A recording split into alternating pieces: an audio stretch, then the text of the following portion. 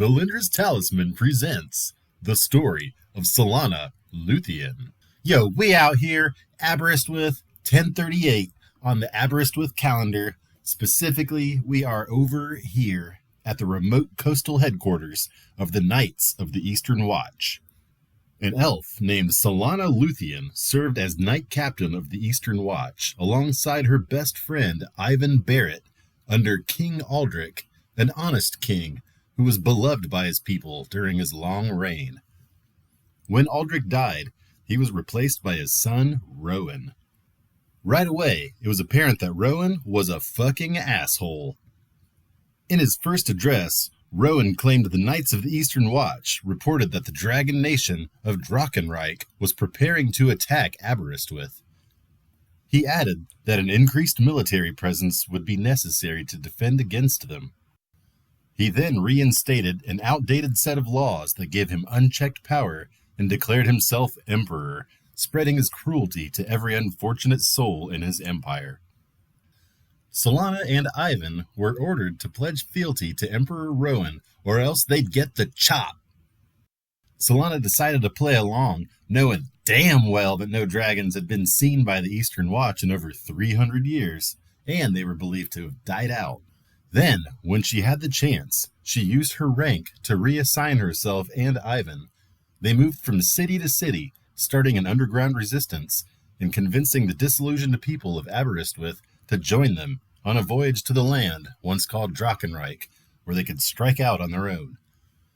They soon had an eager multitude of able-bodied farmers, tradesmen, seafaring types, as well as scholars, mages, and soldiers.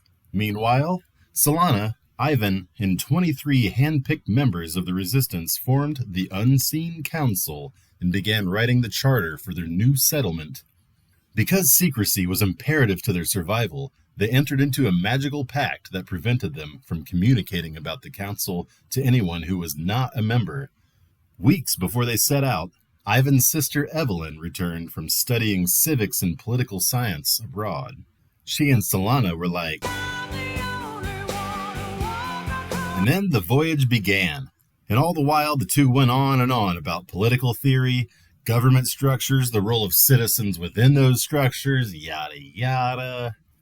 1039 AC, they landed in the New World, and guess what? No dragons.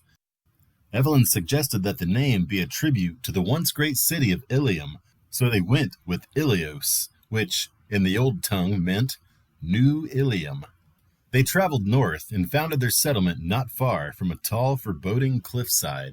They would call this city Drakoulias.